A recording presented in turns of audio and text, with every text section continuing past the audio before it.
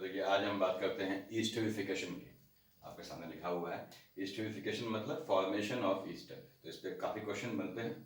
आपने कहा साहब ये मान लीजिए RC double bond OH acid लिया प्लस इसकी अल्कोहल से रिएक्शन की, कोई भी है डिफरेंट एरिया R-OH। तो एसिड और अल्कोहल की रिएक्शन, यहाँ आपने कहा साहब ये काइंड ऑफ इक्विलिब्रियम है। यहाँ पे आप ड्रॉप्स डालते हैं तो लिख दे रहा हूं मैं ड्रॉप्स ऑफ H2SO4। अब ये क्या है कि क्लीवेज क्या होती है, पहले हम इसको बिना मैकेनिज्म के समझते हैं। जैसे आपको ध्यान रखना है कि यहाँ पे ये बॉन्ड क्लीव हुआ, यहाँ पे क्लीवेज हुई, तो क्या हुआ अल्टीमेटली ये यहाँ पे अटैच हुआ। देखिए हुआ इस प्रोसेस में, ये होना है। अब कैसे होना है वो अलग बात है। तो इसमें क्या बन गया आपका, this is RC double bond O आपने कहा ईस्टर फॉर्म हो गया और साथ में H2O आपका निकला। So this is Easter. ये आपकी प्रोसेस हो गई ईस्टरिफिकेशन। This is ईस्टरिफिकेशन। तो कई चीजें हैं इसमें ध्यान रखने वाली। पहली बात तो यह इक्विलिब्रियम थोड़ा स्लो होता है, ढीला इक्विलिब्रियम। अब इक्विलिब्रियम के केस में हम जानते हैं ली चैटलियस साहब कह गए हैं कि आप प्रोडक्ट बढ़ा सकते हैं।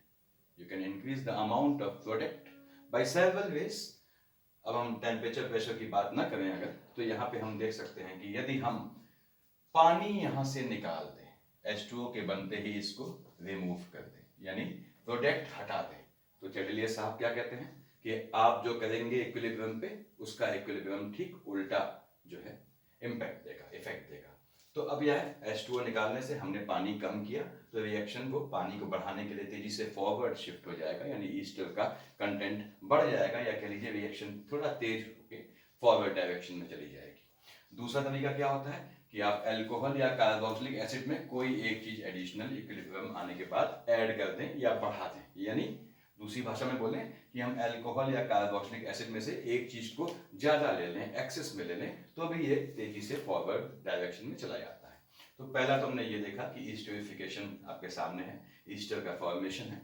और दूसरी बात यह है कि इसमें कैसे हम ईस्टर की यील्ड बढ़ा सकते हैं, क्योंकि ईस्टर की यील्ड कम है, यहाँ पे इक्विलिब्रियम स्लो होता है, ढीला इक्विलिब्रियम है, either by removing some of product or by adding any of reactant according to ली चैटलियस साहब।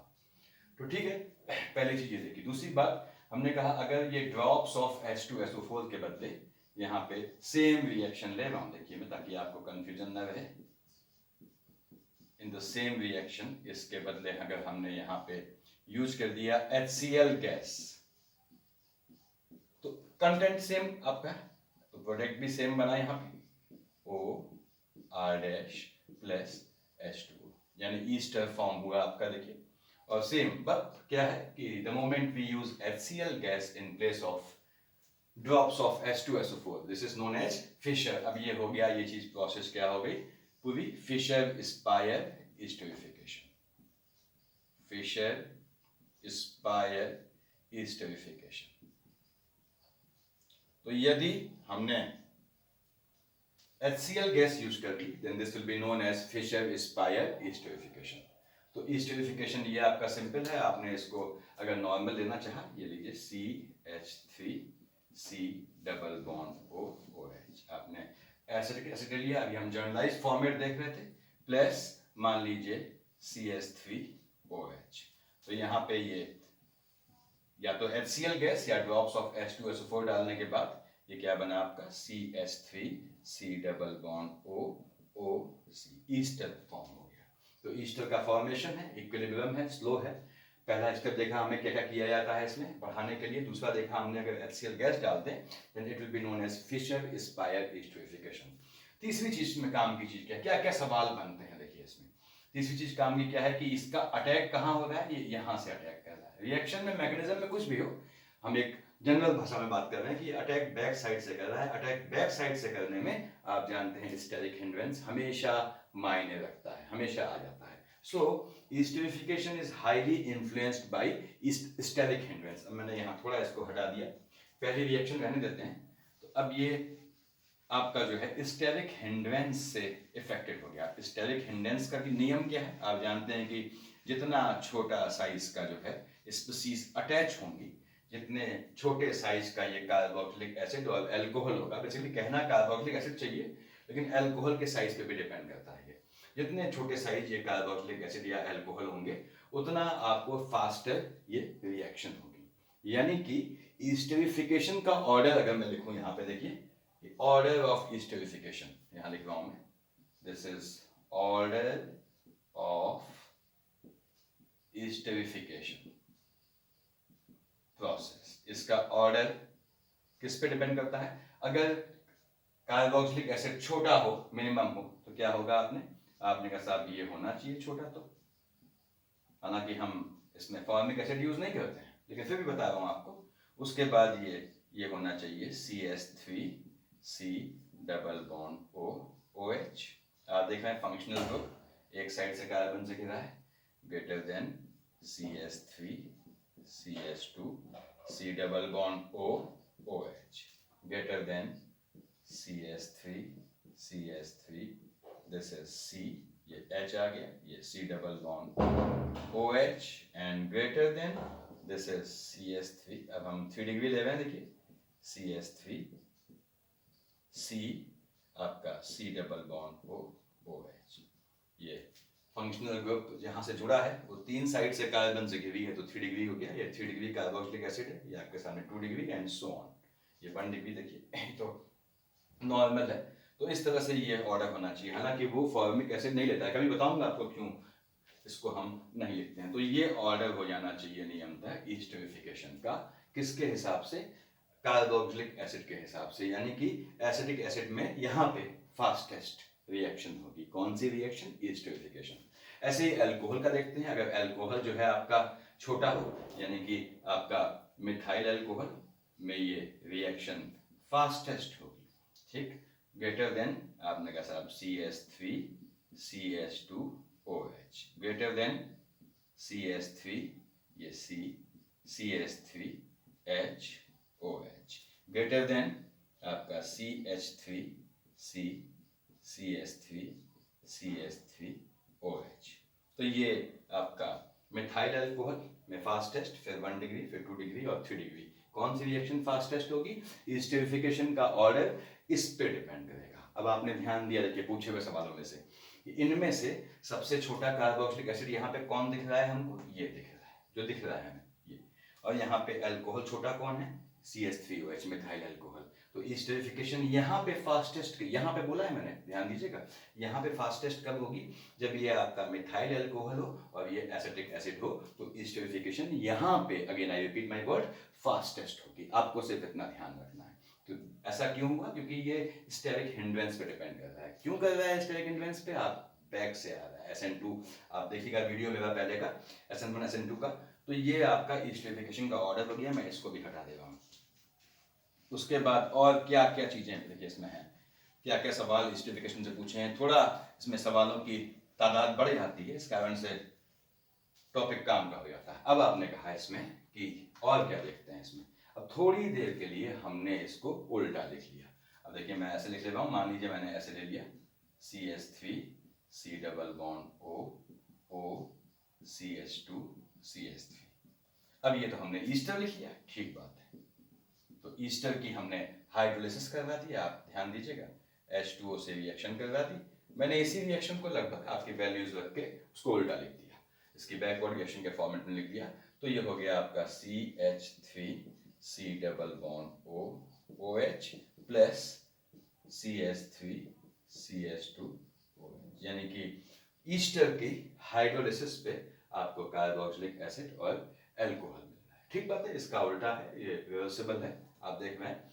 अब यहाँ पे एक बात ध्यान रखनी है आपको कि जो पूछे हुए सवाल देखिए, अब इसका आप मान लीजिए ऑर्डर निकालते हैं। देखिए हम अब काइनेटिक्स में आ गए, ऑर्डर निकालते हैं। तो चूंकि पानी एक्सेस में लिया जाता है वाटर को, अगर रिएक्टेंट में पानी है तो हम मान के चलते हैं वो एक्सेस में है, ठीक, काफी जगह।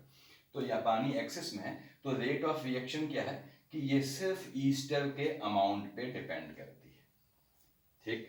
जबकि डिपेंड वास्तव में ये H2O पे भी करना चाहिए।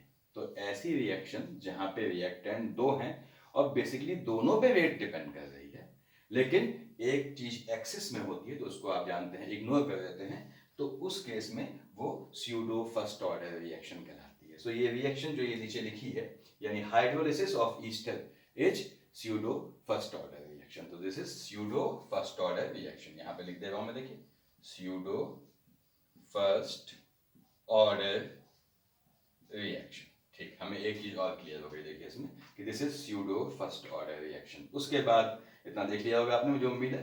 उसके बाद आगे हम बढ़ते हैं, इसको हटा दे रहा हूं, देखिए यहाँ पे ईस्टर में। अब यहाँ पे हाइड्रोलिसिस के मैंने बताया था 3 फॉर्म होते हैं, आपको पहले की वीडियोस देखिएगा। पहला फॉर्म ये होता है कि न्यूट्रल पानी है, सिंपल पानी न्यूट्रल हुआ, आप जानते हैं पीएच 7 हुआ। अब इससे हाइड्रोलिसिस कर रहे हैं, सामने आपके चीज। दूसरी बात ये याद रखिए कि आपके weak acid, weak base, weak acids और वीक बेस, जैसे आपका डाइल्यूट एसिड है या डाइल्यूट आपका बेस है, तो इसका जो रिएक्टिंग स्पीसीज होती है H+ OH- होती है। तो अब यही चीज हाइड्रोलिसिस, इसी देखिए ईस्टर की हम कर सकते हैं डाइल्यूट एसिड्स। उस केस में भी we will get the same product, हमें यही मिलेगा। देखिए we get CS3 C double bond O OH plus CS3। तो कहीं ऐसे दिया हो डाइल्यूट एसिड तो कंफ्यूज ना होइएगा, क्योंकि डाइल्यूट एसिड की भी रिएक्टिंग स्पीसीज H+ OH- होती है।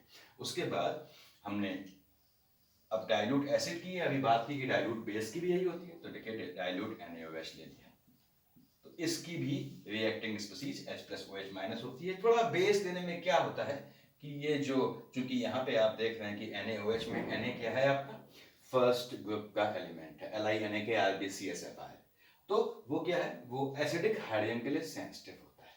याद रखिएगा कि फर्स्ट ग्रुप का, सेकंड ग्रुप का, इसको कहीं भी एसिडिक हाइड्रोजन दिखी, just like Grignard, I told you in earlier videos कि गिगनार की तरह तुरंत एसिडिक हाइड्रोजन खा जाएगा। तो अब क्या है, ये C रिप्लेस कर देगा, उसको खाएगा मतलब रिप्लेस कर देगा। यहाँ पे CS3 C double bond O, हम जानते हैं ये कार्बोक्सिलिक एसिड की हाइड्रोजन जो है वो ज्यादा एसिडिक है, तो ये ONa बन जाता है मोमेंटरी, प्लस CS3 CH2OH। अब ये बना रहता है देखिए सोडियम, क्योंकि ये छोड़ेगा नहीं एसिडिक हाइड्रोजन को। याद रखिए कि आपके गिग्नॉर्ड है, एल्कली मेटल्स है, एल्कलाइन अर्थ मेटल्स है, ये अगर हटा देंगे, रिप्लेस किया है इसने देखिए एसिडिक हाइड्रोजन को, तो ये छोड़ेगा नहीं यहाँ से, जब तक कि हम इसको कहीं और से आसान तरीके से इसको एसिडिक हाइड्रोजन मुहैया न कराएं, प्रोवाइड न कराएं। तो कभी भी मेटल आपकी जो है फर्स्ट ग्रुप मेटल अगर एसिडिक हाइड्रोजन को रिप्लेस करके इस तरह से सोडियम सॉल्ट या मेटल सॉल्ट बनाती है, कार्बोक्सिलिक एसिड का मेटल सॉल्ट है ये, तो उसका तरीका क्या होता है, इतने भाग की हम, इसको आपको हमेशा याद रखना है, डाइल्यूट HCl से रिएक्शन करवा देते हैं। कोई भी डाइल्यूट एसिड ले सकते हैं आप, लेकिन डाइल्यूट HCl आपकी किताबें जो हैं वो कहती हैं। तो अब क्या है इसमें, ये तुरंत बना देता है CS3 C double bond OOH। कहीं भी याद रखिए, चाहे एरोमेटिक में चाहे एलिफेटिक में, मैं रिपीट कर रहा हूं कि एसिडिक हाइड्रोजन को हटा के अगर मेटल बैठी है, तो उसको मेटल को हटाने के लिए, उसको नॉर्मल कंटेंट बनाने के लिए हमको डाइल्यूट HCl से रिएक्शन करनी पड़ती है। ये आपके सामने है, देखिए इतना देख लीजिए पहले, ये क्लियर होना चाहिए आप लोगों को। तो यहाँ पे आपने देखा कि अगर हम इसका रिवर्स प्रोसेस ले रहे हैं एस्टरिफिकेशन का, यानी कि हाइड्रोलिसिस ऑफ ईस्टर, तो ये बन रहा है। And it is supposed to be a good method to prepare carboxylic acid and alcohol। आप कार्बोक्सिलिक एसिड की प्रिपरेशन में एस्टरिफिकेशन को देखेंगे। अब इसको मैं हटा दे रहा हूँ, देख लिया होगा आपने से। तो नाउ हमने ऑर्डर की भी बात कर ली इनके, अब हमने मैकेनिज्म है, ये जो मैकेनिज्म का पार्ट है इसका थोड़ा टिल्टेड होता है। आपने देखा कि रिएक्शन बैक से कर रहा है, यानी क्या होनी चाहिए कि आपकी न्यूक्लियोफिलिक सब्स्टिट्यूशन होनी चाहिए। तो यहाँ पे साहब पहली बात तो ये है कि ये न्यूक्लियोफिलिक सब्स्टिट्यूशन, यहाँ थोड़ा गैप छोड़ दिया देखिए मैंने, सब्स्टिट्यूशन रिएक्शन है। अब यहाँ पे ये कहते हैं कि acyl ACYL nucleophilic acyl substitution है। एसाइल सब्स्टिट्यूशन वो होता है जहां सब्स्टिट्यूशन करने वाला जो रिएजेंट है, जो सब्स्टिट्यूट कर रहा है, विस्थापित कर रहा है, एक को हटा के खुद आ रहा है, वो आता है और ऐड हो जाता है। अब एडिशन में तो आप जानते हैं पाई बॉन्ड टूटता है साहब, तो ये कैसा हुआ कि पाई बॉन्ड भी टूट रहा है, यानी एडिशन भी और सब्स्टिट्यूशन भी है। यही मैं बता रहा हूं आपको कि जैसे RC डबल बॉन्ड OH, ये है।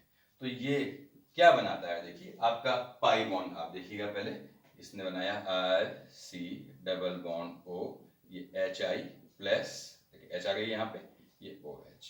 अब ये जब क्लीवेज करता है, ये मैकेनिज्म का पार्ट का सिर्फ आपको शॉर्ट बता रहा हूँ ताकि आपको समझ में आए why this is being called as nucleophilic acyl substitution. तो ये यहाँ से इस तरह से R C, ये OH, ये भी OH, ये देखिए O R dash H plus, इस तरह से बनाता है। अब यहाँ पे क्या है कि आपका दो चीज निकली, एक तो H2O भी निकला और H प्लस भी निकला। आपको इससे मतलब नहीं, सिर्फ बता रहा हूँ। देखिए चारों आइटम एक साथ जुड़े हैं, जिसने रिप्लेस करना है वो भी जुड़ा है। कैसे जुड़ा है? इस पाई बॉन्ड को तोड़ के, जबकि पाई बॉन्ड नहीं टूटना चाहिए था क्योंकि ये तो आपका सब्स्टिट्यूशन रिएक्शन है। लेकिन देखिए न्यूक्लियोफिलिक एसाइल सब्स्टिट्यूशन मतलब पहले जिसने रिप्लेस करना था वो चीज कौन सी? ये आपका देखिए R डैश OH, अल्कोहल इससे अटैच हो गया इस पाई बॉन्ड को तोड़ के, इसे बोलते हैं एसाइल प्रोसेस। अब H2O हटा और आपका H प्लस हटा, यानी कि ये गया देखिए और ये गया, तो आपका क्या बन गया? RC, आपका double bond O R dash. तो देखिए इसे ये है एस्टरिफिकेशन के प्रोसेस। मेरे ख्याल से सफिशिएंट है इसमें, और कुछ बचा है? ठीक है, एक चीज और देखते हैं इसमें देख लिया होगा आपने, एक चीज और बाकी थोड़ी सी कि हाँ, अब आपने सेम प्रोसेस की, आपने कहा साहब हमें एरोमेटिक कंटेंट डालना है, कोई दिक्कत नहीं है, आप डाल दीजिए। अब कैसे डालेंगे ध्यान दीजिएगा, ये आपने कहा इस तरह से, ये ध्यान दीजिएगा आप लोगों को, ये थोड़ा किताबों में डिफरेंट चीजें मिलती हैं तो आपको इसमें कंफ्यूजन नहीं होना चाहिए। ये आपने कहा साहब CH3 CH2OH, ठीक बात है। अब क्या डाला है आप जानते हैं, ड्रॉप्स ऑफ H2SO4, या फिर आपने HCl गैस, वो अलग बात है। अब यहाँ पे ये हटा, ये शॉर्ट में बता रहा हूँ, देखिए मैग्नेटिज्म देखी हमने इसकी, ये इस तरह से बेंजीन में आपका C double bond O C C, तो ये आपका देखिए ध्यान से देखिए इथाइल बेंजोएट फॉर्म में आ गया। अभी क्या है, ये चीज बन गई। अब हमने कहा साहब हम इसको कैसे बना रहे हैं, देखिए आपने कहा साहब इसको हम इस तरह से बनाना चाहें, मान लो कुछ कि CH3 C double bond OH, suppose हमने ये ले लिया, प्लस आपने कहा ये इस बेंजीन पे मान लीजिए OH ले लिया। अब यहाँ पे थोड़ी दिक्कत है क्योंकि आप जानते हैं कि इसको ये रिप्लेसमेंट देखिए यहाँ पे ये जो इसके इलेक्ट्रॉन्स हैं ये तो गए हैं रेजोनेंस में, तो क्या है कि इसकी अटैकिंग कैपेसिटी डिक्रीज हो जाती है, तो यहाँ पे कंटेंट डिक्रीज हो जाता है, इसलिए हम इस चीज को नहीं लेते हैं, यानी कि फिनॉल को हम अवॉइड करते हैं, नहीं लेते हैं, नहीं ऐसा नहीं कि बनेगा नहीं, फिनॉल को हम अवॉइड करते हैं। तो एस्टरिफिकेशन में आपका अल्कोहल फिनॉल लें, इसको आप अवॉइड कीजिएगा, फिनॉल नहीं लिया जाता है, तो ये नीचे से हटा दिया मैंने। ये ऊपर की रिएक्शन दौड़ के होगी, देखिए बिल्कुल प्लीज, ये बहुत बढ़िया काम करेगी। लेकिन अगर हम यहाँ चाहें कि ये तो नॉर्मल ले लें, ये फिनॉल ले लें, तो फिनॉल में दिक्कत आती है, तो फिनॉल आप अवॉइड करेंगे, आपके सिलेबस के हिसाब से फिनॉल नहीं लेंगे इसमें आप। मेरे ख्याल से एस्टरिफिकेशन में इतना क्लियर है और कुछ बचा नहीं इसमें, तो काफी है। देखिए इसके नेक्स्ट टॉपिक देखेंगे। Thank you.